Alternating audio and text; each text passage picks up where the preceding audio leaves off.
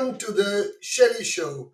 I'm Shailendra, and you're watching this simulcast live on LinkedIn, Twitter, Facebook, and YouTube. I hope all of you are safe and observing the protocols in your area so that we keep each other healthy, safe, and secure.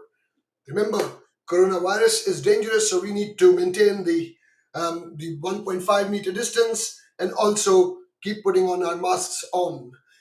So, in this special episode or a special series that I'm running, which is called Host on Host, I bring in a special guest who becomes the host. As I said in the last episode, that we thought that all the guests also will have some questions for me. So we've got this series where we've got people, guests who come in and ask questions to me, and they get that opportunity to ask the question, and so do you. So if you've got a question, please put that question in the comment section, and we'll take that. For you to view this episode and other sessions that are on emerging technologies live, I would request you to follow me so that you can be alerted when a live session is on. This gives you an opportunity to directly ask the question from our guests and, of course, to me without any hesitancy, and I will answer them every time. So please press the follow button on LinkedIn and Twitter and subscribe button on YouTube. For maximum reach of this episode, please like and share this episode, whichever platform you're watching on. So please share, like, and retweet or follow this particular episode. Now, if you've joined us now, please show your thumbs up, which is press the like button, and tell us which part of the world have you joined us from before I go in and bring in our guests. So please, in the comment section, tell us where are you joining us from. My guest today, who's going to become the host very soon, is none other than Deepali Nair. She's the CMO of IBM Indian South Asia. I actually met her after I left IBM. So we both worked for IBM at different point in time. So when I spoke to her and I said, Deepali, we should have you on the show. And while we were discussing, she said, everyone would have questions for you. So why don't I become a host for you? So she coined the term host on host, which is what you're watching now. The title of the episode of the series, Host on Host, was given by her. And she said, let's do the series. So we came out and started the series. So without any further ado, let me bring in Deepali Nair, who is a podcaster as well, which I forgot. So she has got her own podcast. You should follow her on the podcast environment. And she's the CMO of India, South Asia, IBM. So without any further ado, let me bring in Deepali Nair. Hi, Shelly. What a pleasure that we are doing this. I think we put together this idea just 3 weeks back. Yes. And thank you for letting everybody know that I was the one who coined the term host on host. We must also tell them that we got inspired by Hollywood. They do a program called Actor on Actor, and I think that's where we, coined it from. So welcome, guys. Like Shelly said, please like, share, subscribe, retweet, and let people know that we have this very special episode going on. And like a dutiful good host, I must now introduce Shelly. So, Shelly, I'm going to do two things. I'm going to tell people how I have experienced you. Wait. No. You got to introduce yourself first. Oh, I must introduce myself first. Okay, let me do that. Okay. My name is Deepali Nair, and I'm a podcast host to a show called Being CEO with Deepali Nair. I've done 30 episodes, of the show. It's a best-selling show on Avaz.com. Just remember my surname spelling, which is Nair, and just type on Google Being CEO with Deepali Nair, and you're going to get to the show. The podcast is being really well received. We won awards for it. I'm apparently the first female podcaster in India who has a mainline business show.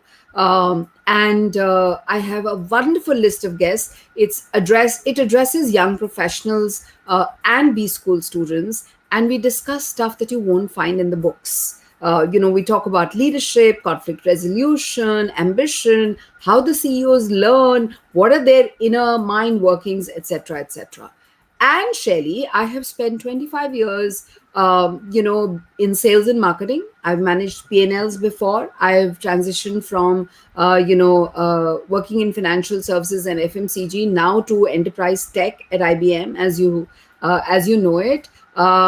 And I think one thing common between you and me, Shelley, is that we are both very energetic and enthusiastic, and we can feel that palpable energy even across Zoom or WebEx or Teams or Restream today. Well, don't get me started on myself because I could just go on. So let's come back to what we're doing, and maybe during the show we get to talk more about me if there is time. But let me just share with people. I think they all know about your credentials. You've worked with SAP, you've worked with IBM. I think your expertise and knowledge on AI that we're going to anyway discuss today. But I think what's very lovely is I think we connected and bonded over some advisory, board meetings, and I realized what a lovely selfless professional that you are. You wanted to bring me to the show, to talk, to be with you, and that's the bit that I remember. And look at how you've done this, right? The host on host thing, you actually popularized it, but you've actually given me, credit for coining the term. So thank you. That again goes to show, what a lovely human being that you are, and that's really, what impacted me. I think he and I also work all kinds of hours. I recognize that this is not, when I told Shelly and I shared with him and I said, look, Monday to Friday, I'm totally dedicated to IBM and I will talk to you only on the weekends. And Shelly was like, of course. And, we also made it happen for both of us across, time zones. And we're both very open to new ideas, Shelly. So that's credit to you. And you know how much I admire you for building the franchise of the Shelly Show. I think you're very aware, and let me say this for the audience. I think it's a very difficult one to do, and the franchise that he's built and the loyal audience that he's got. I think credit to all of you for finding him and listening to him. Please, therefore, like, subscribe, share even more, and may you go from strength to strength. Now, Shelley, the way I'd like to introduce you even more is talk to you about things that you may not have discussed in your show before or may not have published anywhere before. Okay, I'm going to ask you very swift questions to which you've got to Sure, give short answers, but they are questions about your life, so people will get to know more about you. And this is my way of doing your intro. So, Shelley, which city were you born in? Delhi, New Delhi. Delhi in India. So that's fantastic. Which city do you live in now, Shelley? Sydney. Lovely. So Delhi to Sydney, guys. And which cities en route did you live in before hitting Delhi to Sydney? There are many cities actually. So I've Yeah. lived in Mumbai, thanks to SAS. I lived in Brussels, thanks to Validus. I lived in Reading, thanks to Logica CMG, and now I'm living in Sydney, and of course Delhi a few times. Can I ask you what's your mother's name? She passed away this year through COVID, and her name was Shakuntala Sharma. Uh, for people, there is a fun fact. I'm a Sharma, but I don't put Sharma as my surname. So it's Shalendra Kumar without the Sharma, which has got me into a whole lot of troubles um, on passports and everything legally. Yes. But that's a different story. Yeah. And how many children do you have, Shelley? I've got two daughters, Radha and Meera. Oh, those are beautiful names. Thank you for sharing that with us. Which book are you reading just now? Not Actually, I yours. don't read. Not yours. No, actually, I don't read, and that's one problem that I'm facing. And everyone is telling me you don't read, but professionally, I don't read because of a very particular reason, and the reason is that because I do innovative stuff, if I read, then my thinking will be driven by someone else's thinking, so you can't innovate. That's my block in my head. Because you need to think outside of the box, so you can't be driven by someone else's thoughts. So I don't read. Yeah. And Shelley and I discussed this the other day when we were preparing for the show today, and which is why I asked him this question about the book that he's reading, because I wanted him. I think that's such a unique thought, of saying that, listen, I will get bound by what other people are thinking, and therefore I don't read. Shelley, what's the name of your book, and in what year was it published? The name of the book is Making Money Out of Data, and the book is available on Amazon. It was published in 2017, just before I started with SAP. Great. Shelley, last question before I actually hit you with the questions on AI and marketing. And people, if you have any questions, please put them down over here. But more importantly, like, share, subscribe, like Shelley's been saying. Shelley, which language do you dream in? Oh, Hindi. That's one of the Indian languages, people. And where the city where he spoke about Delhi. By the way, okay, Shelley, I don't know what you like about Delhi, and I've lived in Mumbai now for more than 25 years, but I love the food in Delhi. What is your favorite thing about Delhi? Food, of course. You go to Delhi, the food is the first thing you hit. I can't get that kind of food anywhere in the world. I've tried, but we always go back, and Delhi is the place where you get the best food. Yeah. Shelly, I'm getting a comment that my surname spelling needs to be corrected on the heading that we have here, which Oh, is is it? episode 2 of the Shelly Show with Deepali Nair. So the Nair needs to be spelled with a double A. I'll try and I will do it after the show. I know that. What a fantastic audience. Thank you so much for pointing that out. And we heard you, right? Yes. And, some of the people are congratulating me for hitting my 30th episode, and it requires commitment. Yes, it does, guys. And I think we must congratulate Shelly also for the same. I mean, what a commitment it requires. So, Shelly, this is number what episode? I don't remember, but this should be more than 200. There are Can more you than imagine? 200. Can you imagine?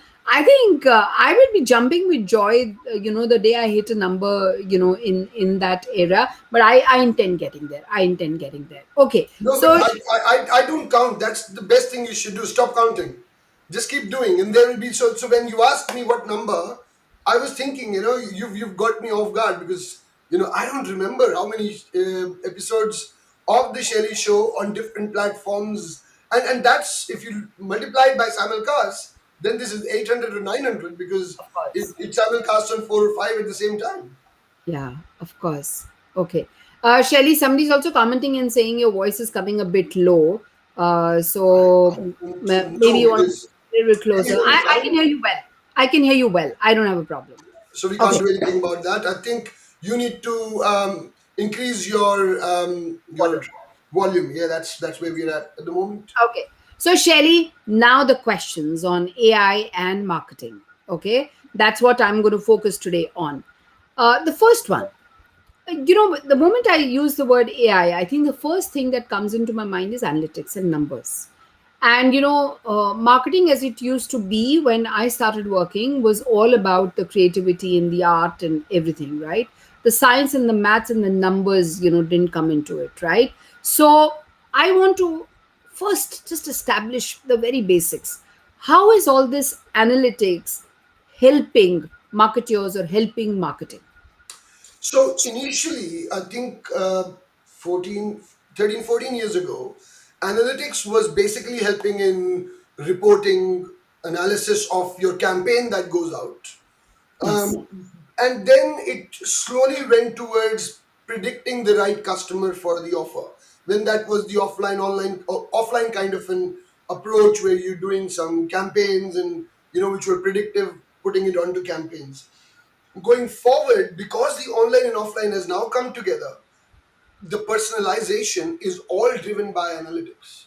Yes. Everything you see personalized is driven by the fact that you've gone to a store or you've gone to a website and watched something or looked at something or picked up a offer or something that just comes together, and that's what you're watching. And I think that is where it has changed a huge lot of things. But having said that, where we're going is even very different place, because with all the information that is being collected by Google and Facebook and WhatsApp and all these guys, you can get hyper personalized offers, which means that not only that you're getting an offer that is telling you about what product you're likely to buy, but it will Yeah. predict you and tell you upfront that these are the offers and these are the discounted prices. So for customers, it's a Yes. great place to be.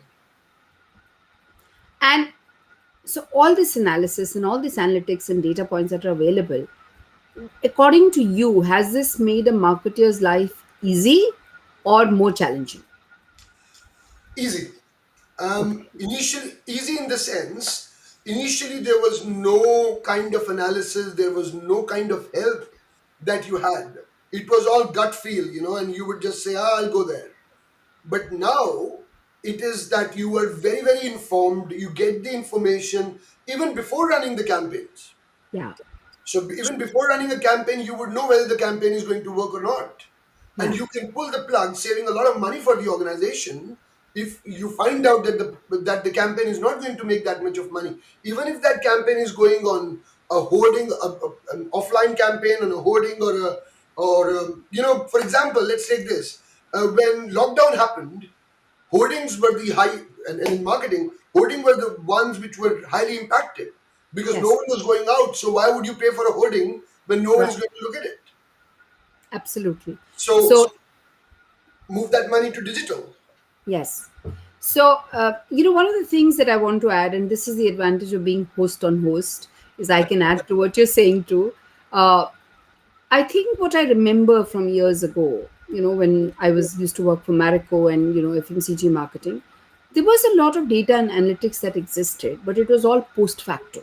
So Yep. you poured over the retail audit, you looked at distribution percentage and availability of your product. You looked at the brand tracks and you looked at what you've arrived at. But the data point used to be quite dated, and you really had to take a lot of, like Shelley said, gut based decisions for the next time. That's what was really happening. I think today the major difference is that the data and the performance statistic is available to you now, and for you to take action in real time. I think that's one difference. The second, also similar difference, according to me, Shelley, and you can correct me if I'm wrong, which is that, when it comes to consumer insight piece and the research piece, it used to be all sample based and qualitative based earlier. Yep. Whereas today in services marketing, and if you leave out FMCG, in the services or transactional businesses, be it insurance or credit cards or banking or enterprise tech, or where I am at IBM today, or where I used to work, in insurance earlier, the consumer insight and data points are actually based on real sample. So, apart from the personalization benefit that you spoke about, I think that's also a great benefit that marketers have from the analytics front. What do you think from what I said? Does that kind of Can, make sense also? can I just push the boundaries here? Yes. Um, the sample idea was there up until the fact that we couldn't crunch that's why the sample. So, I used to have those discussions when I was the chief analytics officer at Woolies in Sydney. That you should take 10% of the sample and do the model and then run it. No, because now that we can crunch that much of data so quickly, you can actually build a model on 100% of the data. You don't have to take a sample and build it. And Yeah. that's the power of technology at the moment, that you don't need to depend on samples anymore. Yes. So I think that's an interesting point that doesn't get often discussed. And to the audience, therefore, I'm saying if there are any questions that you have, please post them here. I will take them up later on for Shelly to answer. And like Shelly's been saying, like, share, subscribe, give a thumbs up to us on the chat so that we know that you're enjoying the conversation, that we're doing. So Shelly, onwards, we discussed whether it's beneficial to marketers or not. Uh, what are the trends? What are the data and analytics and AI trends for marketers, okay, to watch for in 2022? So hyper personalization comes without any say, right? Everything will be hyper personalized. You go to a shop, you will get to know what you will get an offer on something that you like to buy, and that is where it's going to make the life of the consumer very easy, and also for the marketer to create a campaign or to create an activity that is going to give him good returns. uh, I usually say that there will be two kind of marketeers, or there will be two kind of people going forward. People who will be supported by AI, and people who will not be supported by AI. Yeah. So there will be a huge difference between the two, because the people who will be supported by AI will be quite, will be earning a lot of money, will be making good value for their organizations, and then the people who are not dependent will be having, will be having to do what they like to do and they've been doing forever. Shelly, you spoke about hyper personalization. Okay, on one side you have hyper personalization, and on the other side you have the data privacy issue, right? I mean, if you need more data to do the hyper personalization bit, right? And this whole data privacy and GDPR issues are now, in different geographies impacting organizations, norms, in a very different fashion, right? How is the life again of a marketer or a marketing analyst impacted on account of GDPR norms and data privacy? I can I say something that GDPR and privacy? I personally think there is nothing called privacy. It is just the fact that a lot of people think that there is privacy. There is none. The moment you leave the house, your privacy is breached unless you cover your face. So hyper personalization is the play to be, is the place where everything is going to happen as we go forward. So you don't have to even think twice about privacy as you go forward. Now, privacy can be protected in the fashion that when I'm reaching out to you. So the marketeers will be worried about the fact that if someone says I don't want to be communicated, then they should not be communicating them. Yeah, Whereas the data that is being collected to create insights, to create analysis, to predict what needs to happen is going to happen, is happening, and will keep on happening. All I do is I don't need your name and address or your email address to communicate to you, but your behavior is already captured. That doesn't cover under the GDPR, but that allows me to communicate with you in a very different way. So there are three or four ways of communicating. As a marketer, you would think snail mail, email, SMS, social media. These are the way of communicating. Let's add a couple more. One is looking at the product as an interaction as well. When you go to a store or go to a market or go to a website, that's an interaction. That's a communication as well. So hyper personalization allows me to tell you what you will see, and you will only buy what you will see. yeah, And true. that is all defined by the fact that what I'm going to buy and the insights that I know about you. So I don't have to know your name and address. Yeah. True. And thanks for pointing that out. And that brings 2 points to my mind. One is that when it comes to following the norms, I think as an organization, you're best placed to follow the norms of the land. And if you're a multinational corporation, I think you're best placed to follow the strictest norms, perhaps, because then you are building a marketing system and you're building the performance of that marketing system based on the tightest norms, because the norms may get tight, right? Having said that, you must, Shelly, I'm reiterating what you said. Focus on the fact that with the given data available, you can still target very well. And I love to give this example. When it comes to, let's say, in a bank, you need 100% accuracy while sending out a bank statement, you know because you can't get it wrong. You can't send the police bank statement to Shelly. That cannot Yeah. happen. That's a level of accuracy that you require. But when you're sending out a marketing offer, okay, which means that you're telling somebody that, listen, you're my banking client, and I'd like to give you a credit card at a free of annual charges. You can go wrong. You can send the marketing offer and it needn't be 100% accurate. So remember that bit, that when you're marketing, while there is space for doing hyper personalization, which means get my name right, when you're sending an offer to me, but there is space for you not to get that right too. You will get a better response by getting it hyper personalized. Of course, your efficiency will be better, but you cannot go wrong by not having it. And I think that's the example I like to give to people, that in marketing you needn't be 100% accurate when you're doing the hyper personalization in a true manner of working out offers and discounts and price points and colors and fashion choices to the people. You can be happy with the 95% accuracy rate there too. Does that make sense to you, Shelly, what I said? It does and it doesn't, and I'll tell you why. Yeah. Because I was bitten by this as well. Okay. So, uh, two stories. One is, so if you look only Australia, right? If someone decides to do a marketing campaign and you are a vegetarian and I offer you a meat product, then Yes. you can go to the ACCC, complain against me, and I will be liable for $250,000 of a. Shelly, you're right. So there is a bit of thin line between getting it right and not right.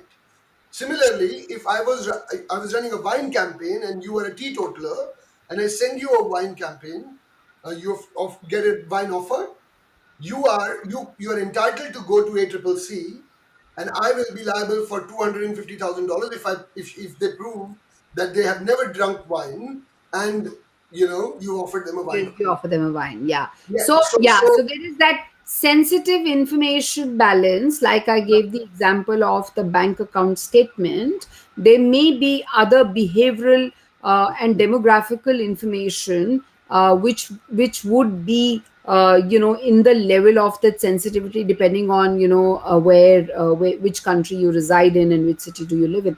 Thanks. I think that's fantastic input, and I'm going to borrow that next time that I'm talking about this example. no, That you're because talking I about. was bitten by this. So Yeah. actually, we did a mistake. So what happened was, I was running a camp. My team was running a campaign, and in the morning I woke up and I got a wine offer, and Hmm. I only drink beer and I don't drink wine. So I was really, really surprised that how could my team has sent me a wine offer when I don't drink wine. And so, what were they doing? How was the selection done? And when we figured it out, of course, I went to the office. I thought we've done a mistake and I will be fired very soon. And we figured it out that, but that also says one more thing, and I'll explain. That data says stuff that you actually don't. Yes. So I say to people, I don't drink wine, but that doesn't mean that I don't buy wine. So Yeah. I asked someone, one of my guys, and said, I'm going to lose my job. You sent wine offer to wrong people. He said, how? I said, I don't drink wine. You know that? He said, yes, I know. If you know that I don't drink wine, then how did you send me a wine offer? And here is the offer. And I showed them on the phone. And this guy went in, did the selection, checked it, and he said, you were selected because in last 3 weeks you bought wine twice. I said, what? I did? Yes, I did. Because I went to two people's house to buy wine and take them to their place. So I've bought wine in last 15 days. So I was entitled to that offer. So that was not wrong. So what I'm saying is, so you can actually add to that, that data never lies. Yeah. Humans can. Yes. So I And was these lying. Yeah, these nuances are fantastic. And Shelly, I was going to ask you the next question around acquiring these skills and getting to know more. And we have audience also, incidentally, who posted questions which are similar. And the I was going to take the audience questions towards the end, but I think these are interesting questions. Somebody's actually asked it. Deepali, we will name them. We will do that. Yeah. We will name them so that they can. We know. Let's do So they are. something. Let's Yeah. do this section, and I have questions for you as well, so Sure. that we take all the questions together. Don't worry. Yeah. Okay. But I still want to ask what Abdur has asked, saying, because the question was the same one that I had. Abdur Mhm. Razak is asking, what are the tools you need to learn, for learning more about AI? Uh, The first thing first, I tell everyone who comes to me and talks about AI. First thing is, you need to understand what is AI. AI as a whole is has got some building blocks. yeah. Building blocks like big data, analytics, machine learning, NLP. what else? IoT. These are the components or building blocks of AI. I don't expect anyone to be knowing each and every component of it. But Yeah. if you're interested in the brain of AI, that is machine learning, and I think that would be what you were asking, that how do you get those insights that you're creating? Then the first thing first, to all the guys, and I know this is a very India focused as well because we've got a lot of people joining from India. Um, go. I remember in my school days, in year 10, there was a statistics book. Pick that up. But pick your NCRT if you're India. Pick your NCRT 10th class stats book. Start from there. And I tell that to everyone. That's where you start. But then go in and buy all the statistics books from wherever you can and start reading them. That is the fundamental foundation of analytics or machine learning, as it is called now. People have changed names. But that is where you start. Once you've got the fundamental right, then you can think about technology or software or solutions that you want. But this is the foundation. Then you can look at Python, R, SAS, all these technologies that are available in the market that you can use. I used to say SPSS once upon a time, it doesn't anymore. Clementine for Deepali's benefit. Uh, Use those technologies that you can learn. But the first thing and the most important thing that will differentiate you from others is learning those statistical uh, books. Methodologies, Get basics. your statistics right. That is the most important aspect of machine learning if you want to get there. Yeah. And You that know, will get you. yeah. So, there's also this thing which says that analyzing data is only half the job done. Okay. And then that's almost like, the glass is half empty or half full, and both the answers are right, right? So, when you do the analytics, it's only half the job done. What is the other half, Shelly? So that is creativity. And I always say analytics or machine learning is more creativity than data. People think it is data. I say that's just one very little component of it. It is what you do with it. That is the biggest thing in the world that is missing. I tell you a very simple example. I meet so many business leaders and so many so-called analytics professionals, and they will tell you, "Get me the data, get me the model." I say, ignore that. Start. You remember how Microsoft says, "Start from the start," and this is from the India audience. You remember Kabhi Khushi Kabhi Gum? Shah Rukh Khan telling his son, "Start from the start." What are you doing? Start from the start, right? I say start from the end. Start from the outcome that you're trying to achieve. Start from the result that you're wanting, and then go look for the data and then go look for the stats that you want to do.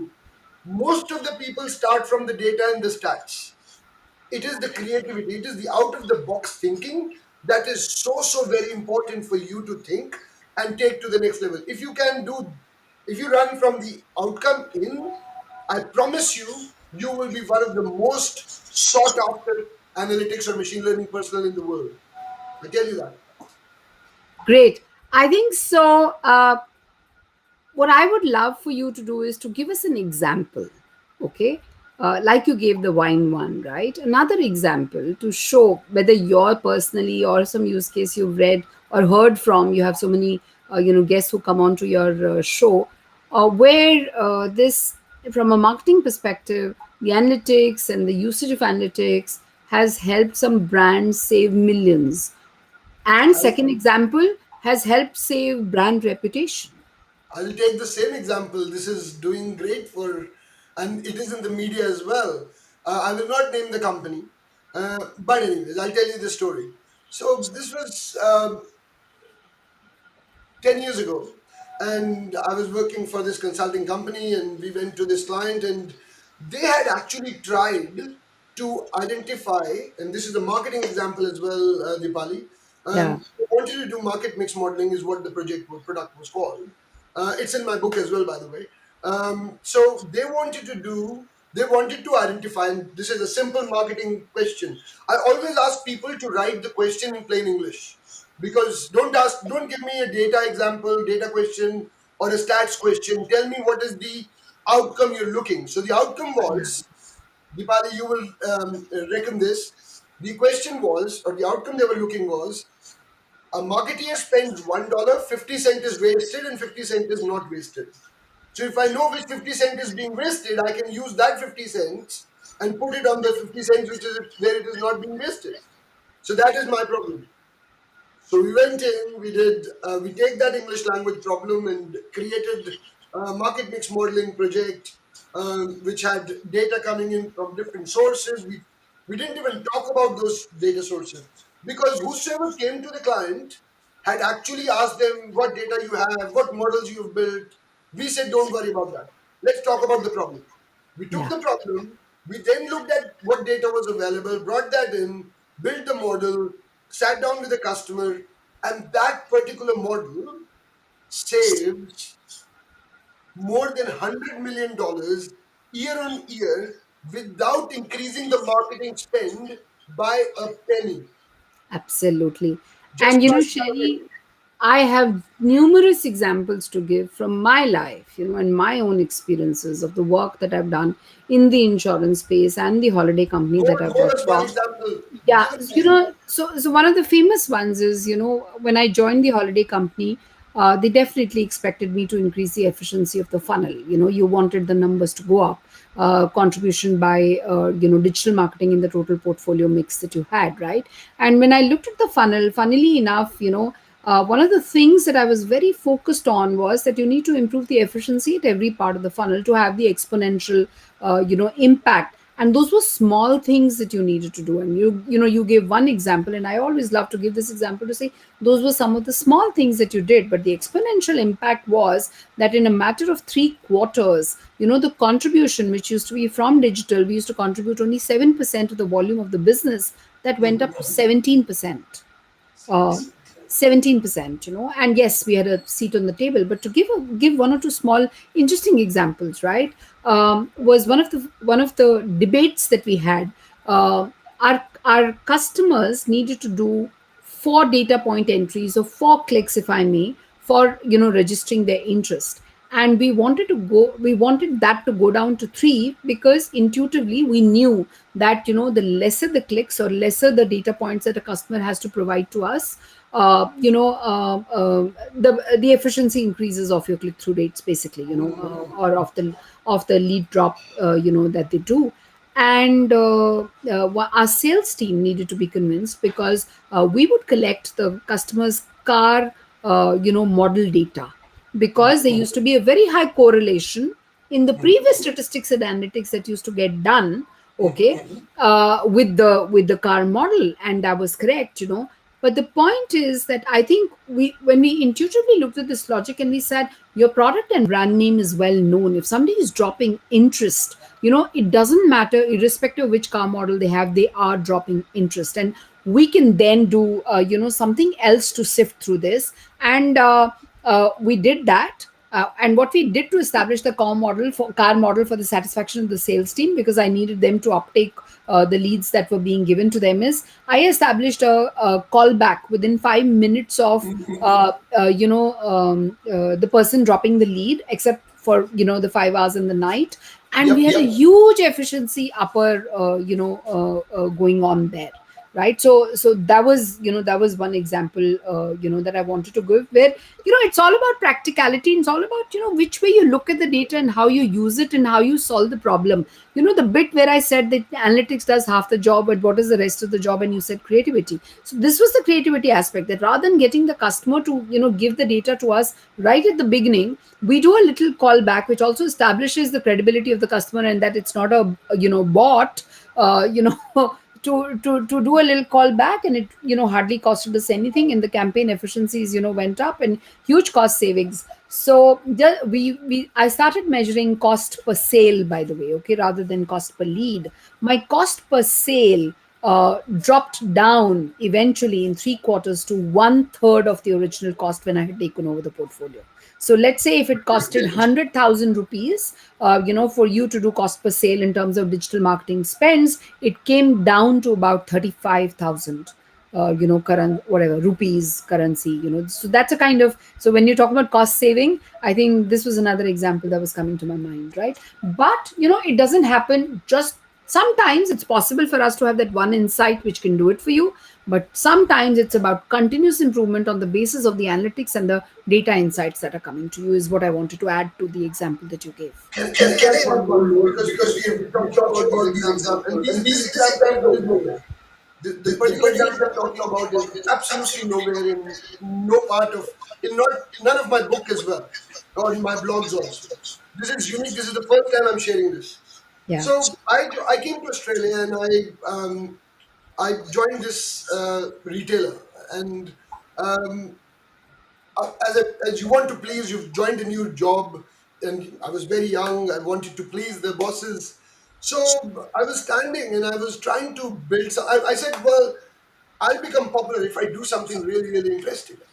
So I started modeling the entire customer database that I had, and it took me 3 nights actually to build a model.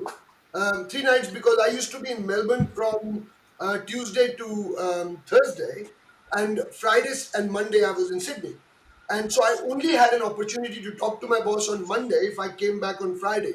So on Friday I would go to work, and I stayed all over the weekend so that I can show it to my boss. So what I did was I just went on Monday morning and asked my boss. This was B2B business, right? Where business to business, and my CEO and I walked into his room. And if he's watching this, he will remember that day. And I asked him, "Do you ever talk to the top 10 customers that we've got?" He said, "What do you mean? No. Why should I talk to them? Yeah. Why not?" He said, "But I don't know them." I said, "Here is the list of the top 10 customers, and they generate around about 85 to 90 million dollars each year with you. I think a phone to the CEO of that company from a CEO won't hurt." And he said, "Okay." I said, and I will track these 10 to see what happens afterwards. So he took the time. I said, "You don't have to sell anything. All you need to do is pick up the phone. This is the name of the CEO of that company. This is the mobile number. Give them a call and say thank you for doing business with us. That's all you need to do." Wonderful. And you know what happened? 6 months down the line, we were tracking that. The sales of the top 10 customers increased by another 3%, Wow. which was just a phone call. Now, you call it creativity, you call it analytics, you call it marketing, I don't know what you call it here, but you actually have used analytics, data, some creativity, some not marketing, just a customer experience. That's all you need. And how many people do that? I don't know how many people do that. So, lots of interesting things are happening, in this space, sometimes prompted by analytics and sometimes not, you know. But yeah, I think the important point is the, relationship building. And I think, Shelly, from your and my discussion till now, what we've established is that I think both the science part of marketing and the art part of marketing, is very, very important. Shall we take some questions that have come in from the audience? No, not yet. Not yet. I need to ask you questions. It's host Okay. on host. Now It's I'm also the host. You can't okay. get away with the questions, Yes, Dipali. yes, yes, of course. Okay.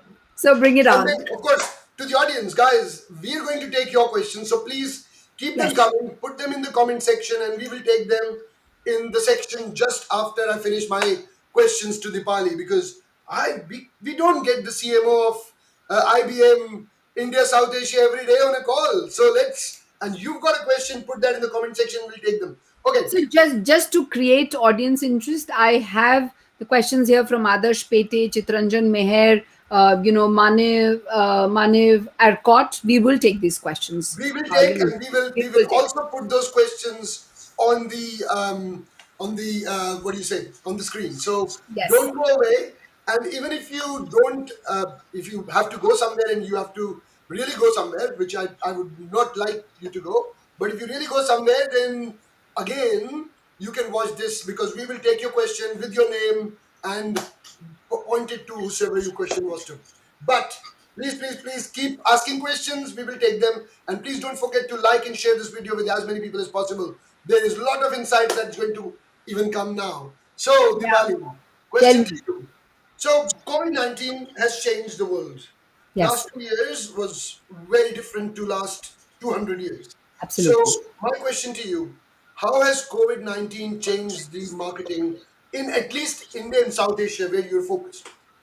Okay. So I want to answer this in two parts, some things that have changed and some things that haven't, because I think that's also important to note. One of the things that every marketer who has some vintage will tell you that consumers have changed over a period of time, right? Ah, Societies change over a period of time, technologies changed over a period of time. When I passed out, there was nothing called digital marketing. There was no internet that we used. There was no social media. There was no Facebook. There was no Instagram. And there was no LinkedIn, right? So marketeers have had to change in any case. I think marketeers, perhaps inside an organization, are the first ones to notice changing consumer trends and how to ensure that they are on track with those changing consumer trends.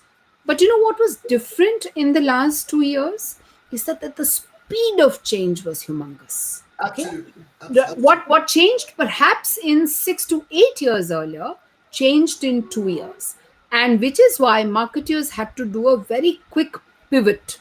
Now that is something that they may not have been used to, from a marketer's point of view, right? Now, if I really look at what has happened in India and South Asia, my observation is that where marketers earlier chased clutter breaking ads on television and clutter breaking pre-rolls on YouTube, I think they're waking up to the fact that this is new India, which is consumed by digital payments and online shopping. I'm Yep. I'm not sure that the same percentage of online shopping as a contribution to overall economy will continue, but it's not going to go back to pre-COVID, norms. Now, what is the implication of this change? Think about it. The implication of this change is that now, as a brand, I need to chase not the clutter breaking ad, but the real estate on the phone, because that's what really counts. Now, whether I am a very large brand such as Amazon or Flipkart or Geo or Swiggy or Zomato or let's say Netflix, and I'm chasing space of my own, or I'm a brand which is chasing space through these ecosystems. So that's the second thing that brands must keep in mind. Either you chase the real estate yourself, or you ensure that you're part of different ecosystems to ensure that you don't feel left out. Now, that inside an organization, whether it's a job of a marketer or whether it is a job of the sales leader who leads alternate channels, or it's a job of an e-commerce leader inside a organization, is something you've got to figure out. But that job needs to be done also as a marketer, because if your brand is not available as part of this ecosystem or the real estate on the phone, then I think you will be the loser. This is apart from what has changed, Shelly, what I mentioned earlier is that where marketers were driving hyper personalization, today I think customers are expecting it to be a hygiene level offering, Absolutely. you Absolutely. know and I think there is this other part of the data privacy issue, which is, I can only give my own personal example, that because I want better offers from Amazon or Flipkart or Swiggy or Zomato, I don't mind them having all my transactional information.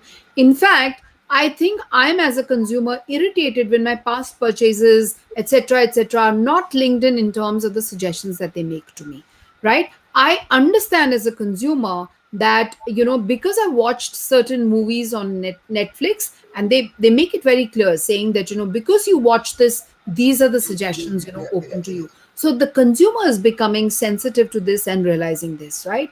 The third is the whole digital payment economy. And there again, from a data point perspective, it is cutting across the social and economic strata for it to become mainstay everywhere. So that's the other trend. From the consumer perspective in India, what is something unique that you must know is that while there is no WhatsApp marketing from brands and organizations that's taking off, but when we talk about influencer marketing, okay, that WhatsApp groups have taken over. The kind of questions that get asked about from ranging from organic vegetables to which doctor to go to which car hire to do, to which bank's credit card, to even doing technology buys and conversation on do you have an RFP for something like this, on let's say the CIO groups, WhatsApp groups are there.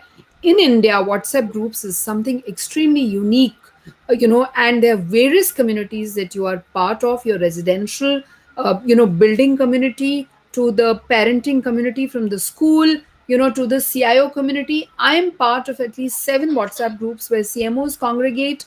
I'm part of 3 power women groups from where people congregate. That's another unique influencer marketing trend that is there in India. Now, so to add to that, and I think your point is very, very valid. A consumer expects now a certain level of personalization. And I get very annoyed when I see you got my information. Why are you asking this dumb question again and again to me? It's waste of your time and my time. Even in a conversation when you're having that, so it's a simple thing, right? Everyone's job, everyone profile is on LinkedIn, and we are live on LinkedIn, right? So there is a profile on LinkedIn, and when a recruitment agent comes to you, giving you something that was 20 years ago, you see, well, didn't you read my LinkedIn profile? Why are you even asking me this question? Yeah, That is the level we individuals expect. And yeah, then, secondly, to your point around different services, I think new services are going to be created in the coming days, wherein data will be cross pollinated from one industry to another, and yeah, so that people can actually use and target someone. For example, we do that. We did that here. When you go to realestate.com.au, which is the housing thing, whenever you buy a house, the yeah. next thing you will buy is the insurance, right? Yes, Home insurance. So it's a no-brainer that anyone who buys a house is a hot lead for insurance.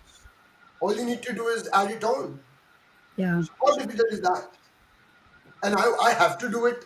If you don't come to me, I'll find it.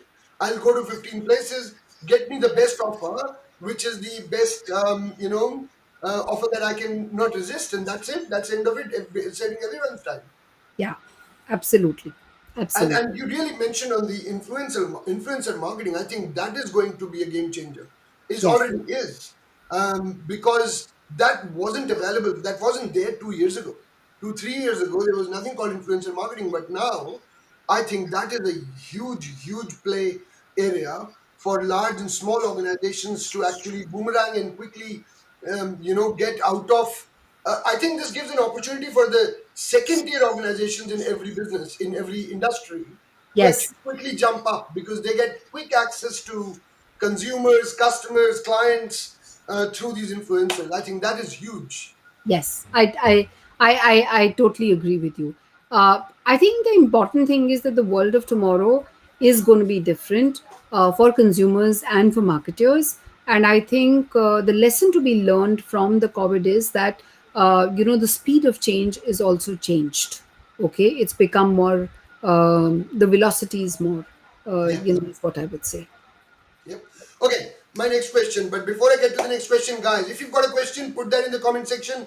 We will put that through to Deepali as we go in. And so please, please, please don't forget to put in the question you've got in your mind around analytics, marketing. Put that in. We will take the questions. And also don't forget to like and share this video with as many people as possible on LinkedIn, Twitter, Facebook, YouTube, wherever you're watching. Okay, my next question. Challenges.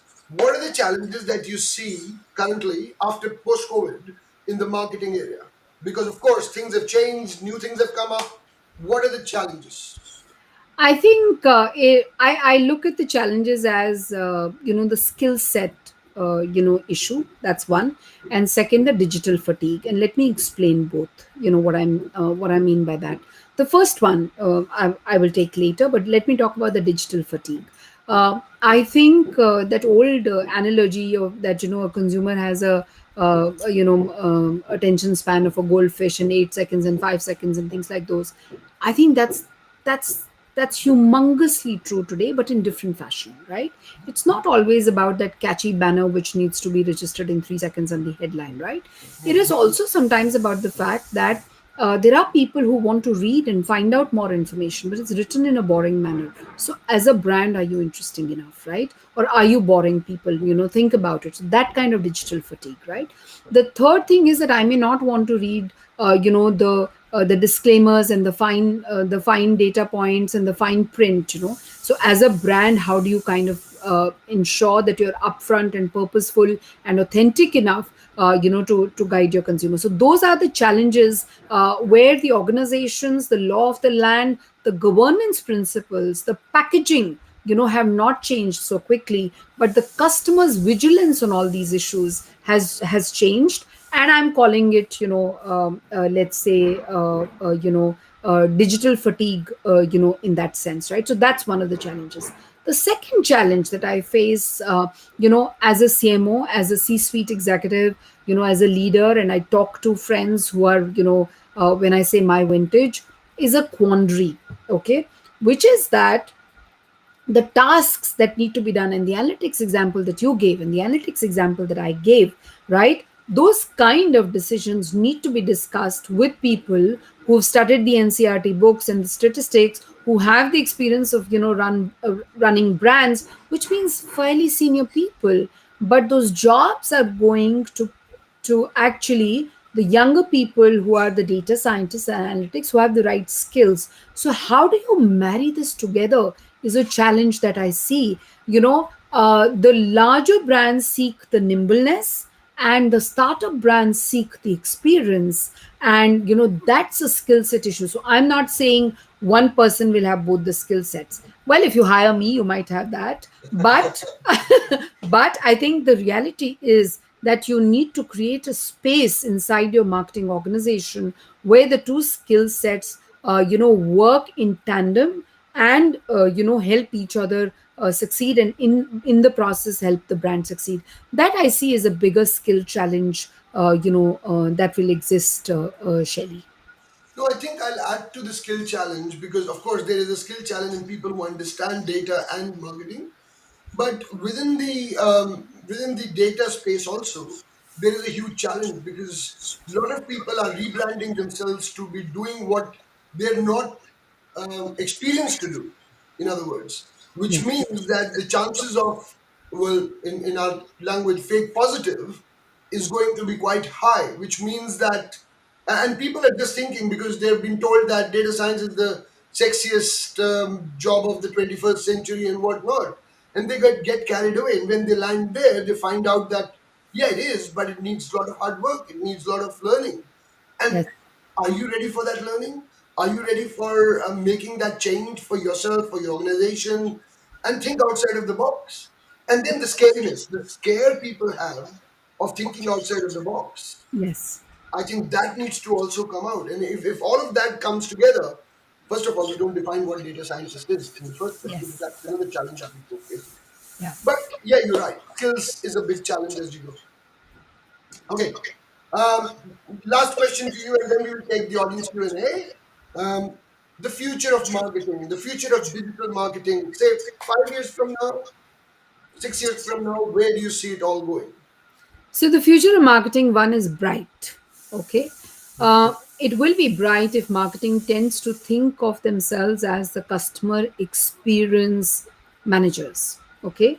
Now that role may not exist the way I have said it over here, but I think marketing teams need to be the connectors inside an organization. They are well placed to guide the sales teams, the customer service teams, the technology teams in terms of the new trends that are coming, because that's what marketers have always done. And I think they need to play that role inside an organization. A lot of the times I find marketing teams playing just the support role. And that is, I think, my request to you, that you need to rise above that and get there. The second thing that I want to talk about the future is that marketing is going to be more and more data driven.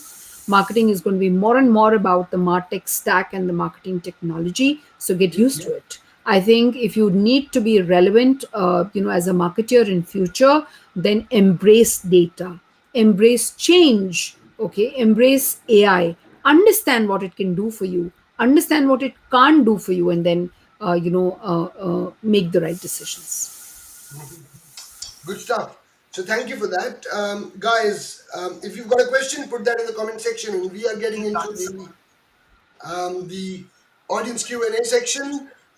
Before that, here are the buttons up there. Just press the like, share. Oh, no, that's it. Comment. Like, share, and comment. And please, please, please, like, share, and comment so more and more people can actually watch this. And also, if you've got a question, this is your moment because we are getting into the audience Q&A. Give me a Yes. second, and we'll be back. So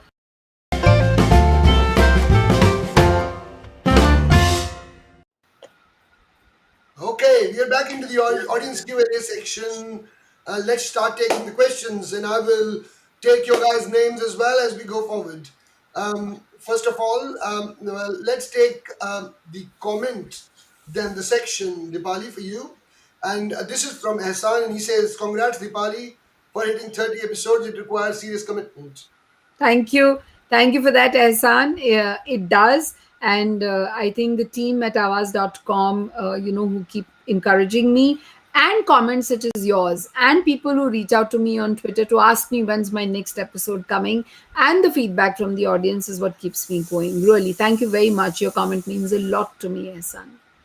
Good stuff. Next question is from Hassan himself. He says, Hassan from Sydney, keen to hear the latest trends in marketing and AI, trends post COVID from experts. So, marketing trends, and I Yeah. think we've talked about most of Wait, that, but I think. Yeah, so Ehsan, I'll summarize. I think one is the speed of change in the marketing teams, needs to be really looked into. Look at what data can do for you in future. Look at it as both art and science of marketing. Look at the MarTech stack. Don't chase a clutter breaking advertisement. Chase real estate on the phone. Become part of an ecosystem and learn as an organization how to have data sharing protocols within the ecosystem. That Shelley's example that he gave, that I could be in the market to buy a house, but then I'm going to be in the market to buy a loan also. Remember the whole ecosystem bit and have data sharing protocols in place to ensure that your first party data wealth that you have does not get compromised, and similarly that you also follow the PI data GDPR norms everywhere. I think this is a 5 point summary that I would do. okay, let's go to the next question. It is a question from Saket Kishore. I don't know why the name didn't come. I had to go to LinkedIn to actually check. But he says it's great to hear from both of you. So thank you. Thank you, Saket. Sorry, your name didn't come through for some reason. I don't know. Maybe you were hiding the name. I don't know, but it didn't come through. Everyone else is coming. Okay, the next question. Or comment. This is Yeah. from again LinkedIn user is saying, Dipali, you need to correct your name in the heading, okay? Yeah. Reminding me the airport reception story of yours while you started your career in marketing.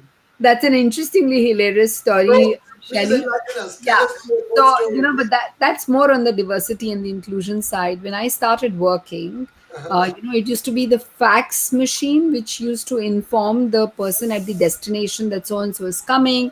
This is the flight number, and please send a car to pick up that person. You would typically send that information a day or two in advance. And in the fax, your handwritten fax, it can cause trouble on the other side. My name is Deepali, and everybody would, I used to work for an automobile company, Tata Motors, and I was one of the two first female management trainees they ever hired.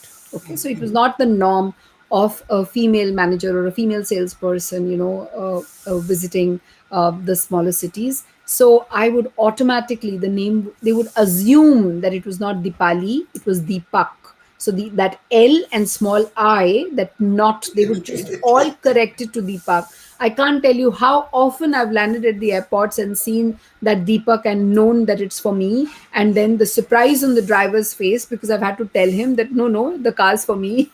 You're not here to pick up another gentleman. So that's the story that I think the person here is referring to. I have mentioned this story a couple of times, like today on your show, just to make everybody laugh and to also share with you how the world's changed over the years. And I would take it on my chin that time, and I remember this with humor today.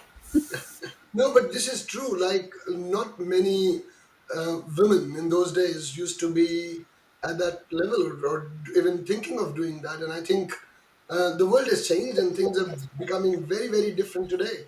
How Yeah. many? Uh, I don't think anyone would even think about doing this, and that they would just change the name just because they think, no, it should be a boy. Yeah. But that would happen. Okay. Next question or next comment is from Abdul Razak. Hi Abdul, hope you're doing well. He says congratulations.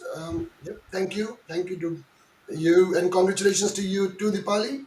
To you too, Shelley. I think And, we spoke about you completing more than 200 episodes. So I and think that's that what Hasan says. Hasan says 200 episodes, incredible, Shilendra Kumar. So yes. thank you very much. Okay, the next comment is from Omi Swati, and she She says, says, cool. So, hi, Omi. Omi has been part of my team at IBM earlier. So, thank you, Omi, for tuning in and for writing cool. Thank you, Omi. I don't know. I was a lot of times in India, but I haven't bumped into that name. So maybe later, next time when I'm in India and seeing IBM.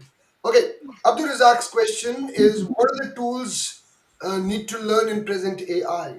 Thank you for that question. I answered that in details, but Python is the most happening tool that you should focus on.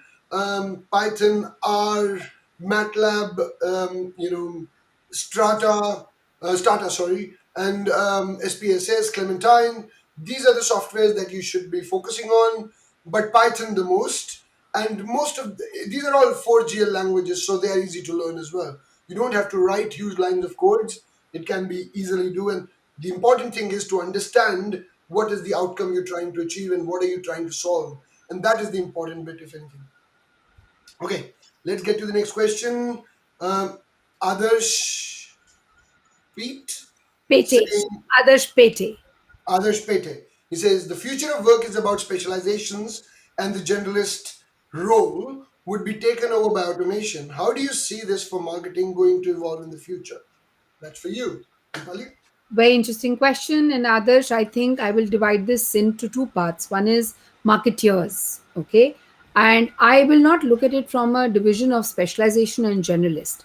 I would say that the repetitive tasks, okay, would go to automation, okay? Whereas the creativity part of the marketing that we were talking about, which are not the repetitive tasks, is where I think marketers would enjoy working themselves, and those will be the part which will not get into automation.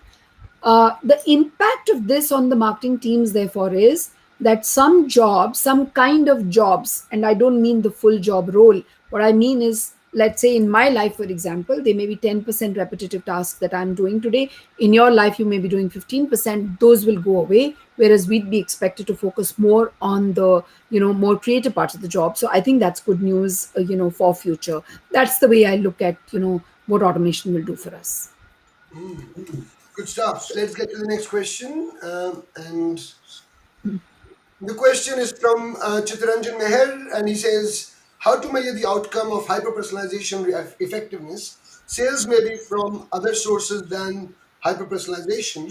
How do you distinguish source to outcome?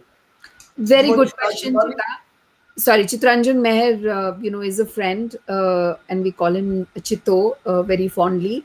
Chito, very good question. I think, and Shelly, you may also want to add, you know, to me, the way I understand this question, it is about understanding exactly how multi-touch attribution works, and I don't think we've as yet arrived at a formula to get that right. Okay.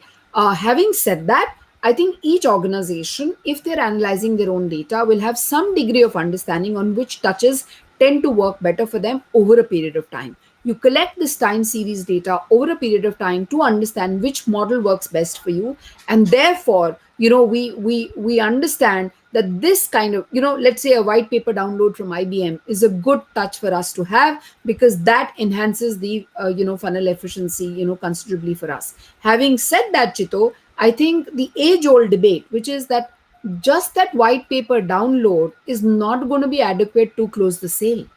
You still need multiple touches to close the sale, is an important part of the whole sales and marketing process. Shelly, you want to add to that? Yes. So, see, in my view, um, when you're talking about hyper personalization effectiveness, usually people think about the last interaction, right? Yes. And so everything is attributed to that. So in my world, they used to say, "Oh yeah, I sent you a campaign, and that is what led to that."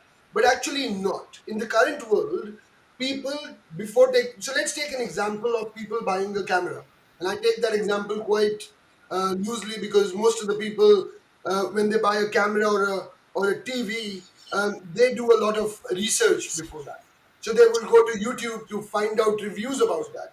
They will look at Facebook or other areas where people have given reviews and given some kind of star ratings to that. That also adds to the sale if you look at it. So the sale may be coming from something else, but there are very many linkages that actually drives that sale, and that is very important. So when you work in an for an agency, you need to actually attribute each and every touch point that the customer may have to actually that particular sale, and that is what we call peel the onion kind of thing, because you're peeling the onion and the sale is right in the center of that. So when someone reaches that center, he may be thinking about buying this television or camera for last 1 year, and he may be doing research about it. These are also touch points. So you need to think about all of that, and that's how it makes a huge difference.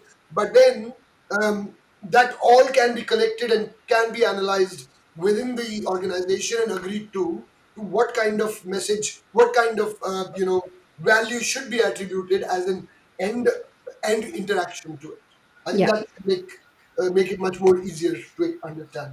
And Yeah. there are and to get it right, there are some statistical models that actually can do that. We used Space State to do that, and that is something that you could use as well. And please reach out to me if you want more details, and I can do that offline as well. Okay, next question. It's the same question. I think Chito posted it twice. Yeah, yeah, yeah. Let me go to the other one. This is very interesting. By Maniv Arcot, and he says, AI-based writing tools, are they creative enough already, or is it better left to good copywriters? What do you think? So I'll give you what is my answer at a personal level, Manav. We at IBM, for example, have experimented with Watson doing debates, and the natural language skills is fantastic. Okay, but I look at it slightly differently, which is what's the cost? In a business or in a commercial organization, the application of AI has to be at a space where it gives you ROI, right? So, is hiring a good copywriter cheaper than hiring AI to do copy? Think of the instances. If it is a unique song that you want written for or a jingle for an ad, I think working with Prasoon Joshi may be better. Uh, you know, but having said that, if you're an e-commerce, site which has millions of products, and you need to write descriptions for each one of those products, and if you develop a AI based tool or a bot to do it, it may be better ROI of the AI application. So that's my answer to this. Now you may argue and you may debate saying that, Dipali, that's not artistic enough. The descriptions of the products that are available on the e-commerce site, but then I think that's a better use of the investment that you make in AI. Shelly, you are nodding your head, so I'm hoping that you're agreeing with what I say. No, I totally agree with you. If you want to get a because see, what are these AI-based writing tools doing? Let's understand that for a second. What they're doing is they're understanding what everyone else has written, or trying to pick stuff that has already been written and trying to rephrase it in a different fashion. Creativity is out of the window. So there is no creativity here. Let's get it right. It's about reusing what is available in a different way or form, because at the moment, our AI environment is not creative enough. It can only think within the box what it has been told to do. So that's where, if you want something very creative, then you need human. And I'll give you another one, because and I think this is the takeaway. When I was looking at getting my daughter to the high school, I interviewed the one of the principals, and I asked them, "How do you train my child who's going to compete with environment where they will be all automatically written? So what are you training them for?" And his answer was very simple: creativity. If we can make our children creative, we will win. And I think he nailed it on the head. Yeah, And that is the reality. If you're looking for creativity, that's not AI. You're not looking at an AI based writing tool. yeah, If you're looking at bulk, that's where you go. absolutely. Okay, next question. So, This is so, so once again, not to say that AI cannot do it, but I think in a commercial application format, you must look at the ROI from the investment that you will make. or maybe it can't do it now, or it can't do it for the minute. Maybe. Who knows Yeah. tomorrow? Who knows the future? Yeah. No, no. Okay. Deepali, this is for you. Ehsan asking, how do you cope with the technological advancement in the marketing world? Thank you for asking that question, Ehsan, and thank you for getting my name spelling right. Um, I think the way I personally deal with it is I embrace it. I'm comfortable with ambiguity. I'm comfortable by being the person in a room and asking, saying, "I didn't get it. Please tell me again." You know, by asking the questions to the youngest member in my team, saying, "Explain it to me how it'll get done." I remember 10 years ago putting myself into a 3-day classroom to understand how Facebook marketing, social media marketing needs to be done. Because, 10 years ago, none of us knew how to do it. Yeah, yeah, I am okay putting myself into a Instagram boot camp recently to figure out, how to do reels. I'm very, very comfortable being the student in a classroom to understand the new technological advancements. And the other thing that I do, I make friends with people like Shelly. Okay, so I did just don't talk to them during the show. I talk to them offline too, and I do read, books, and I read books, Shelly, because I get interesting in new frameworks. I know you mentioned earlier that it may inhibit you from innovation. I look at it slightly differently to say I have thought of the world in this framework, and the author has thought of the world in a different framework. So they talk about technology changes in society and consumers, and I think that helps me reframe what is happening, in the technology space. no, no, true. I have a different. The reason why I don't do that is because I have to write it and I have to code it. I have to make it work, right? Yeah, yeah, So I don't want to get carried away there. But because you're doing marketing, you got to understand how the technology works. yeah. And Ehsan, if this answer is not sufficient, if you meant to ask something else, don't worry, we can carry on the conversation on Twitter. I'm very quick on Twitter, and my handle is Deepali Nair. You now know the spelling. Perfect. Or you can connect with her on LinkedIn. Absolutely. But Okay. I'm just faster on Twitter. Okay. Good stuff. Next question is from Saket Kishore. Why I don't know his name is not coming in, but how do you make human touch with AI in marketing space and digital, both business and customers perspective? As ultimately, it is all about living's whatever technology and advancement come up. Okay. I have a little bit of an alarm, Shelly. Is that bothering, or the sound system is not picking it up? Okay, yeah, It I is guess. picking up, but that's fine. Don't Okay, worry. yeah, okay. The I think the intent of the question here to ask is, how do you keep it human, and how do you keep it personal, and how do you not make it robotic, right? And I think that's what he's asking. Now, you might be asking it from the consumer perspective, because that's what I'm reading over here, saying from a customer's perspective.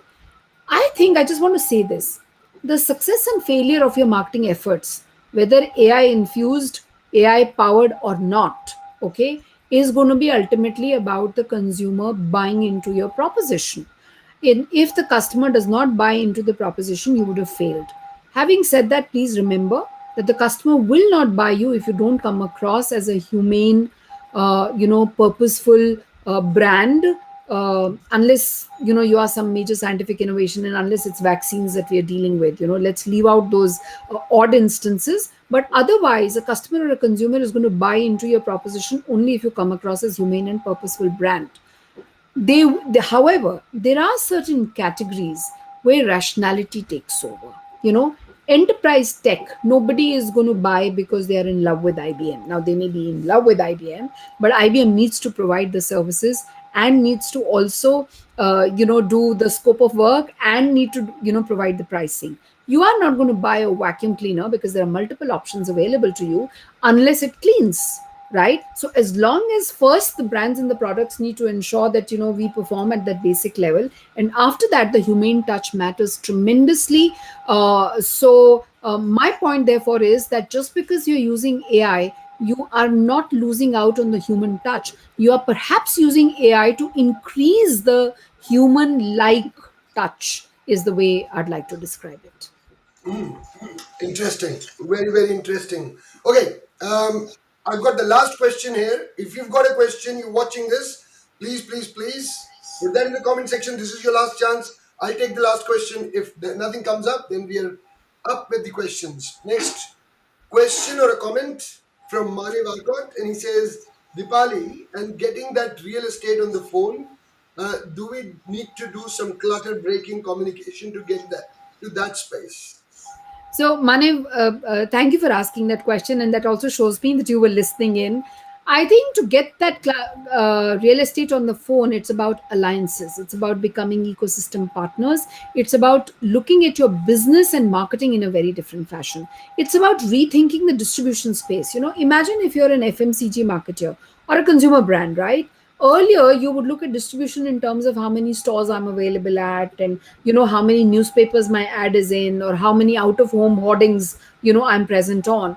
Now imagine, as an organization, not just as a CMO, as an organization, you need to think how many alliances and partnerships I have, where is the digital payment mechanism being used by the customer has an offer, because it's relevant. The gated community where I live in is now governed by a system where I give approvals, and they also have offers that are coming my way. And of course, am I available on the Amazon and the food aggregating app, or whether I'm available through my bank offers, and so on and so forth. So I think it's the alliances and the partnerships that you need to think. In addition, I'm not saying in place of, in addition, to the distribution and the reach that you looked at. Sorry about that disturbance, but I just got my breakfast delivered.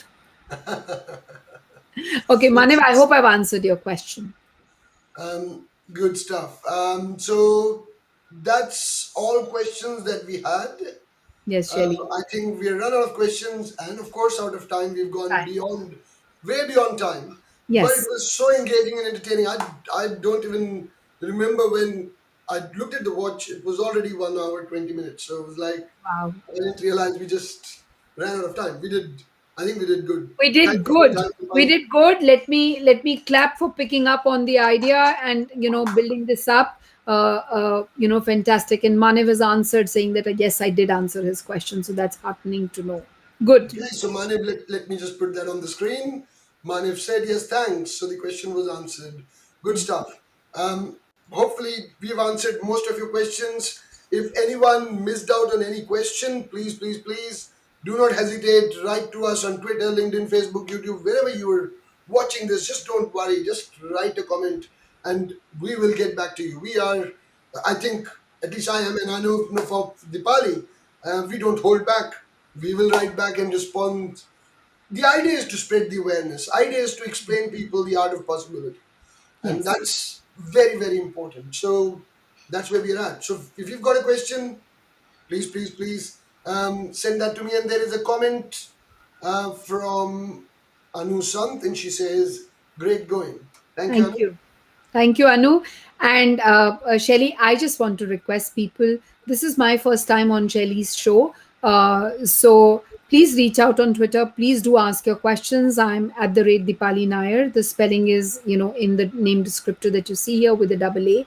And do Google being CEO with Deepali Nair. Listen to the podcast. I'd love to get your feedback on Twitter, on LinkedIn, DM message on LinkedIn, whichever way.